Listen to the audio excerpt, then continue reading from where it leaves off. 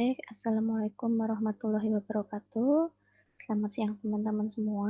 Kembali kita meneruskan materi kita yang minggu lalu, mohon maaf belum saya share ya, nanti akan saya tambahkan untuk materi yang satunya ini harusnya materi yang saya berikan minggu lalu, tapi ini baru saya berikan ini, jadi nanti minggu ini akan ada 2 materi untuk teman-teman semua. Dan insya Allah ini adalah materi terakhir untuk bab 2, jadi teman-teman bab 2 sudah selesai gitu ya. Nanti kita lanjutkan untuk bab 3, jadi sudah masuk ke metode penelitian. Oke, ini yang terakhir kita akan membahas tentang kerangka berpikir. Seperti yang saya sampaikan sebelumnya, setelah teman-teman mencari tentang hasil penelitian yang relevan, kita akan membahas tentang kerangka berpikir. Sebenarnya, kerangka berpikir ini akan lebih mudah nanti digunakan untuk menyusun suatu hipotesis penelitian ketika itu penelitian kuantitatif. Jadi, hipotesis penelitian ini adalah untuk mencari dugaan sementara atau hasil penelitian sementara yang diduga oleh peneliti sebelum melakukan penelitian. Namun, di dalam penelitian kualitatif, kerangka berpikir ini pun juga penting digunakan sebagai apa? Untuk landasan penggambaran bagaimana alur penelitian dari awal hingga akhir, dan juga untuk mempermudah nanti ketika teman-teman memasuki bab 3 atau memasuki pada metode penelitian, nanti teman-teman mudah dalam mencari atau menentukan ini masuk dalam pendekatan kualitatif yang mana, atau nanti ini menggunakan untuk melakukan apa itu namanya, untuk melakukan analisis data menggunakan yang mana. Jadi nanti untuk gambaran aja untuk mempermudah dalam melakukan pencarian hasil penelitian atau metode penelitian gitu ya. Oke, kita melihat secara garis besarnya dulu. Apa itu kerangka berpikir? Ini saya mengambil dari Sugiono, bahwa kerangka berpikir itu merupakan suatu model konseptual mengenai bagaimana teori berhubungan dengan segala macam faktor yang sudah diidentifikasi sebagai masalah yang penting. Oke, yang digarisbawahi di sini adalah segala macam faktor atau teori dari faktor yang sudah diidentifikasi sebagai suatu masalah yang penting. Karena apa? Yang masuk di kerangka berpikir ini adalah benar-benar faktor atau benar-benar masalah atau benar-benar ini merupakan teori yang akan digunakan atau yang akan diselesaikan dalam penelitian ini. Oke, kalau teman-teman mengingat kembali flashback lagi pada bab 1 nggih, itu ada latar belakang masalah. Ada identifikasi masalah, lalu ada rumusan masalah. Ingat, pada identifikasi masalah itu kan teman-teman menjelaskan atau merinci masalah-masalah apa saja yang dituangkan di dalam latar belakang. Nah, di rumusan masalah itu adalah memilih di antara identifikasi masalah yang sudah dijabarkan tadi di latar belakang, itu dipilih mana yang akan diselesaikan. Karena tidak akan semua masalah yang ada di latar belakang itu akan diselesaikan oleh peneliti, itu mustahil gitu ya. Jadi teman-teman, di rumusan masalah itu kan memfokuskan pada satu atau dua masalah yang akan diselesaikan atau satu masalah, tetapi nanti bisa dijabarkan menjadi beberapa indikator atau menjadi beberapa rumusan masalah. Nah, itu yang akan kita gunakan pada penggunaan atau penjabaran di kerangka berpikir. Jadi rumusan masalah yang sudah kita pilih tadi itu yang akan kita jabarkan atau akan kita selesaikan melalui kerangka berpikir ini. Misalnya seperti itu teman-teman. Nah, ada setidaknya ada 4 hal mendasar dalam menerapkan kerangka berpikir itu sendiri. Yang pertama, alasan mengapa perlu dilakukan penelitian. Atau sebenarnya ini adalah penggambaran ya teman-teman karena letaknya juga di bab 2. Jadi alasan mengapa perlu dilakukan penelitian ini sebenarnya adalah penjabaran bab 1 atau penjabaran di latar belakang masalah. Ya kan? Kalian ingat desain dan desolen ya? Nah, kenapa kok perlu dilakukan penelitian ini? Tentunya itu berangkat dari masalah sebelumnya atau fenomenanya, desainnya apa, hingga desolennya yang harus saya selesaikan itu seperti ini. Nah, itu perlu dicantumkan di dalam kerangka berpikir. Yang kedua, Bagaimana alur atau proses penelitian yang akan dilakukan? Oke, setelah teman-teman itu sudah mempunyai desain dan desolen di bab satu, tentunya teman-teman sudah mempunyai salah satu solusi atau mempunyai satu strategi untuk penyelesaian masalah desain dan desolen tadi. Nah, di sini berarti teman-teman sudah punya gambaran. Sebenarnya penelitian saya nanti itu akan menyelesaikan apa? Atau penelitian saya nanti itu sebenarnya mau mencari tentang apa? Nah, atau itu bisa kalian temukan di rumusan masalah, gitu ya. Jadi yang nomor 2 ini fokus pada sebenarnya penjabaran rumusan masalah atau fokus pada bagaimana alur penelitian yang akan dilakukan teman-teman. Yang ketiga, hasil yang akan diperoleh dari penelitian. Ingat, bab satu, teman-teman menjelaskan tentang tujuan penelitian. Nah, tujuan penelitian itu kan sudah jelas. Penelitian saya nanti itu sebenarnya ingin mencari apa? Penelitian saya nanti itu yang akan saya cari itu apa? Dilihat juga dari rumusannya, apakah menjelaskan tentang deskripsinya, ataukah saya ingin mencari faktornya, ataukah saya nanti ingin mencari indikator-indikatornya, dan lain sebagainya, atau mencari pengaruhnya, misalnya kayak gitu. Dan yang terakhir adalah manfaat hasil penelitian. Ini masih hampir sama dengan yang tiga, jadi ini mungkin bisa digabung nggak apa-apa. Jadi penelitian saya nanti itu kontribusinya sebenarnya untuk apa sih? Bisa nggak nanti kembali untuk kalau nggak ada manfaatnya, kenapa saya lakukan penelitian? Misalnya seperti itu. Jadi ini nanti ada alurnya kembali. Ini kan seperti apa ya? Circle ya. Berarti dia berputar. Nanti kalau ketika melakukan penelitian ini, apakah nanti akan menjadi suatu solusi permasalahan tadi di awal atau di kondisi awal tadi. Misalnya kayak gitu, teman-teman. Oke, kita lanjutkan lagi. Oke. Jenis kerangka berpikir. Sebenarnya ini hampir sama dengan dulu pernah ada ya, atau kalian lihat di YouTube saya itu ada saya jelaskan di materi sebelumnya ya. Itu ada tentang bagaimana mencari rumusan masalah gitu ya. Jenis-jenis rumusan masalah ini hampir sama. Jenis kerangka berpikir itu ada tiga, kerangka teoritis, kerangka operasional, dan kerangka konseptual. Jadi kalian boleh memilih di antara tiga jenis ini. Jadi misalnya kalian ingin pakai yang kerangka teoritis, operasional maupun konseptual itu tergantung pada jenis penelitian yang akan dilakukan atau tergantung juga pada penyelesaian penelitian yang akan dilakukan. Kalau berbicara yang pertama, ini tentang kerangka teoritis. Pada jenis ini menegaskan tentang teori yang akan dijadikan landasan serta digunakan untuk menjelaskan fenomena atau masalah yang akan diteliti. Jadi, pada kerangka teoritis ini lebih fokus pada penjabaran teori-teori yang akan kalian gunakan di dalam penelitian. Tentunya, teori ini adalah teori yang sudah relevan atau yang memang digunakan sesuai dengan variabel penelitian teman-teman. Yang kedua adalah kerangka operasional. Fokus pada variabel yang akan diteliti berdasarkan konsep teori yang sudah ditentukan peneliti menunjukkan hubungan antar variabel. Pada jenis ini dijelaskan pula indikator apa saja yang akan digunakan untuk mengukur variabel. Oke, jadi kalau di kerangka operasional, teman-teman menjabarkan dari variabel-variabel yang digunakan di dalam penelitian kalian. Jadi setiap variabel itu nanti dijabarkan menjadi indikatornya apa saja. Misalnya ada dua variabel, hasil belajar dan gaya belajar. Hasil belajar itu indikatornya apa saja, gaya belajar itu indikatornya apa saja, dan mencari hubungan di antara keduanya yang dijelaskan nanti di dalam kerangka pikir. Misalnya kayak gitu. Kalau kerangka konseptual digunakan untuk menjelaskan konsep yang terdapat dalam suatu teori. Setelah itu dilakukan analisis untuk mencari hubungan antar konsep yang sudah digunakan, gitu ya. Jadi ini konsep yang ada dalam suatu teori, misalnya kalian menggunakan teorinya Sugiono, menggunakan teori siapa? Nah, kalian fokus pada teorinya Sugiono itu untuk menyelesaikan masalah yang ada di dalam penelitian kalian. Jadi dikaitkan, saya mengangkat judul tentang ini, fenomena tentang gaya belajar yang bermasalah.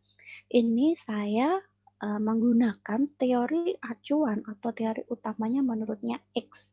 Nah, berarti dari teorinya X itu tadi apa saja sih sebenarnya konsepnya itu tentang gaya belajar, kalian kerucutkan pada masalah penelitian kalian. Misalnya seperti itu. Jadi ada 3 jenis ini, silahkan nanti bebas teman-teman boleh memilih yang mana.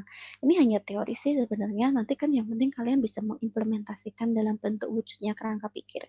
Nah, oke, ini saya sudah pada contohnya. Jadi kalian kalau teori itu mesti gerambiang ya, melihat itu gerambiang. Ini sebagian nih kalian kalau mencari di internet sudah banyak banget, tapi mungkin kalau kalian hanya melihat bagannya aja, teman-teman juga masih bingung. Ini maksudnya apa dan ini digunakan untuk apa gitu ya. Jadi ini bisa coba ini saya jelaskan di sini. Misal ini kalau kita berbicara ada bentuk tulisan siklus-siklus, ini berarti adalah jelas penelitian tentang tindakan kelas atau PTK. Jadi penelitian tindakan kelas itu adalah apa itu tindakan yang dilakukan secara berulang-ulang. Boleh itu tindakannya sama, boleh antar tindakannya itu ada perubahan, ada variasi di situ sampai mencapai tujuan yang diinginkan peneliti. Jadi misalkan ingin meningkatkan hasil belajar, berarti benar-benar dilakukan terus berbagai siklus sampai hasil belajarnya siswa itu meningkat, kayak gitu. Misal gini, di sini kita melihat dari bagian kiri dulu ya, kondisi awal. Jadi ini kondisi awal ini adalah kita ambil dari latar belakang masalah ya, yang sudah kalian temui di bab 1. Guru belum memberikan media pembelajaran interaktif. Nah, guru belum memberikan media pembelajaran interaktif, akhirnya menyebabkan motivasi belajar siswa rendah dan hasil belajarnya siswa juga rendah. Nah, perlu ini kan kondisi awal ya. Ini sebenarnya sudah menjelaskan bab 1. Oh, berarti pertamanya masalahnya ini. Lalu di sini peneliti ingin melakukan suatu tindakan melalui siklus yang pertama, yaitu guru menggunakan media pembelajaran video secara berkelompok. Oke, itu untuk siklus yang pertama. Oke, lakukan lagi yang kedua, siklus yang kedua. Guru menggunakan media pembelajaran yang sama, jadi media ini harus sama. Jadi kalian itu nanti fokusnya adalah menggunakan media belajar video. Tapi ini dilakukan secara individu. Nah, dari 2 siklus nanti kalian akan melihat di kondisi akhirnya itu seperti apa. Nah, di sini ini tadi yang yang terakhir tadi ya, yang di hasil tadi. Diduga melalui perlakuan X atau perlakuan pemberian metode pembelajaran video tadi dapat meningkatkan motivasi dan hasil belajar bagi siswa di titik-titik-titik. Misalnya seperti itu. Gitu ya, teman-teman ya. Jadi ada 3 fase seperti ini.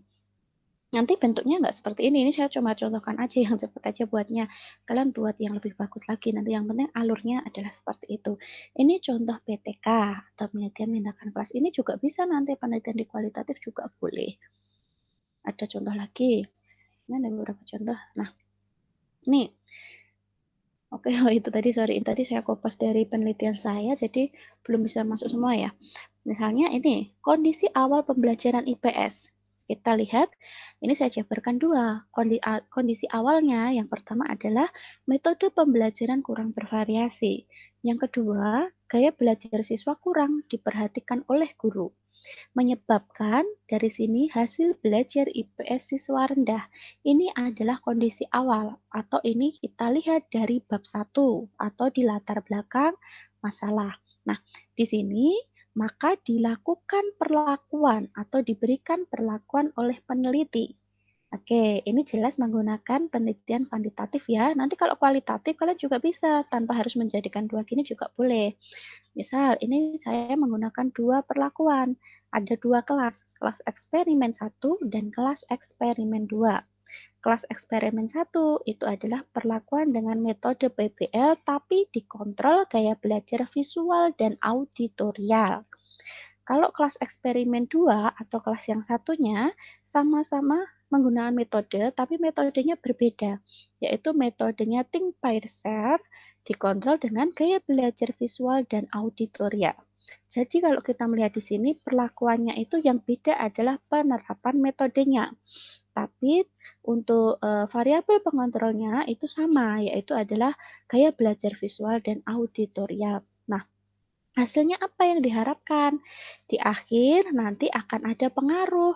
Apa dari perlakuan eksperimen 1 dan 2 tadi ada pengaruh terhadap hasil belajar IPS. Seperti itu teman-teman.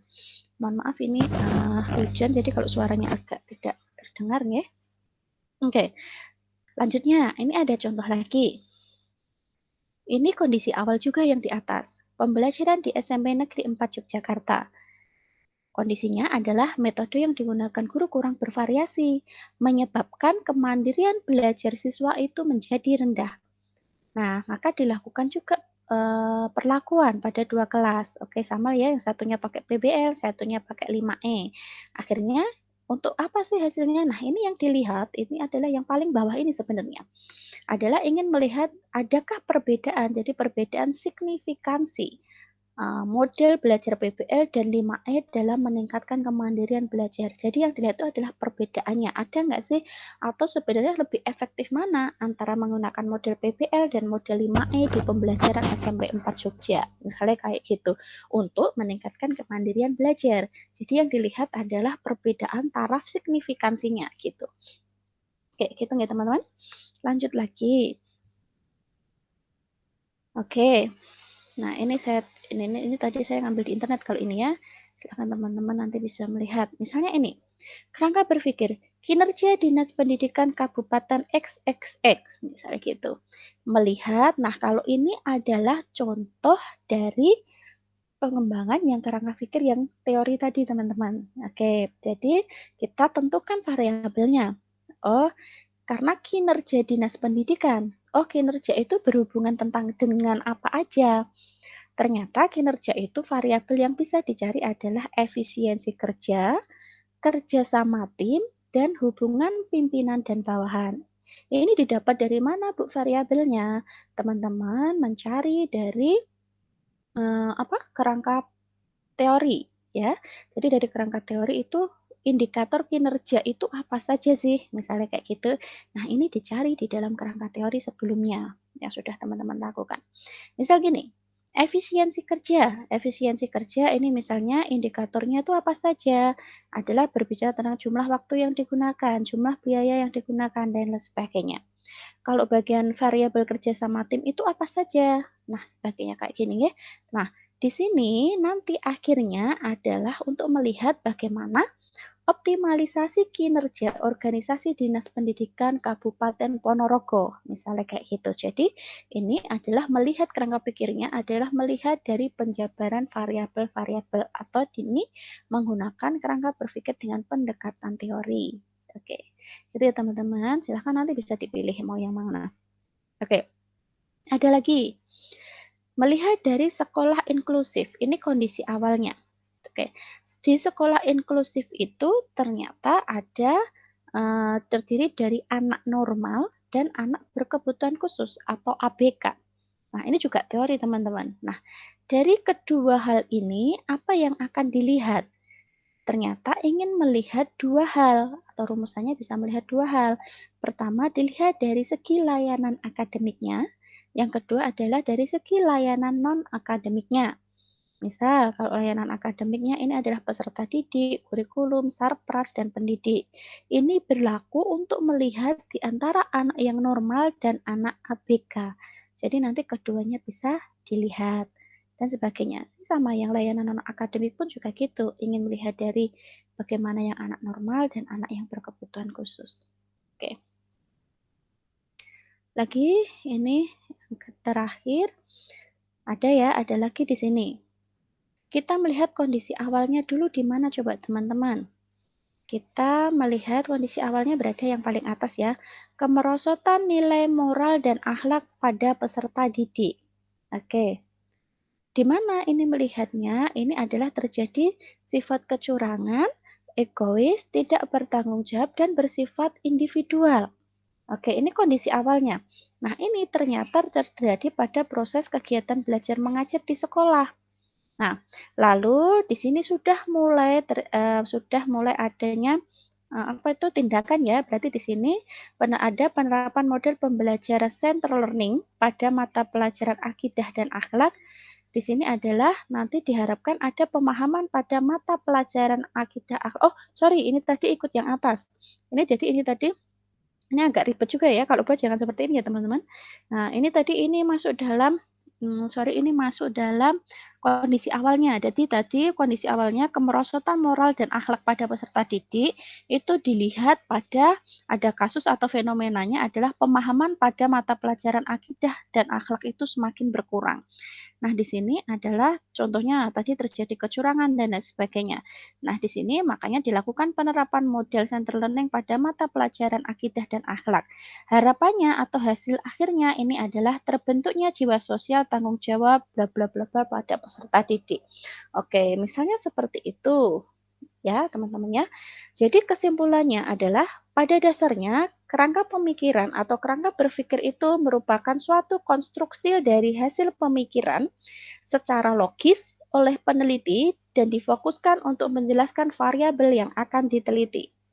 Tujuan utamanya dalam kerangka pemikiran ini adalah untuk menjelaskan alur atau arah penelitian serta untuk memperjelas variabel yang akan diteliti sehingga nantinya indikator serta elemen untuk pengukurnya dapat dicari secara tepat. Seperti itu teman-teman. Oke? Saya rasa cukup dulu untuk pada pertemuan hari ini yang terkait tentang kerangka berpikir. Jadi silahkan nanti teman-teman dipelajari dulu dan kalau ada pertanyaan nanti bisa ditanyakan kepada saya. Terus nanti selanjutnya teman-teman bisa membuat draft karena ini berbarengan dengan PKM, saya juga nggak mau teman-teman yang ikut PKM juga nanti terbebani. Nanti teman-teman bisa membuat draft lagi atau menyelesaikan bab 2-nya, kan sudah utuh tadi ya, berarti dari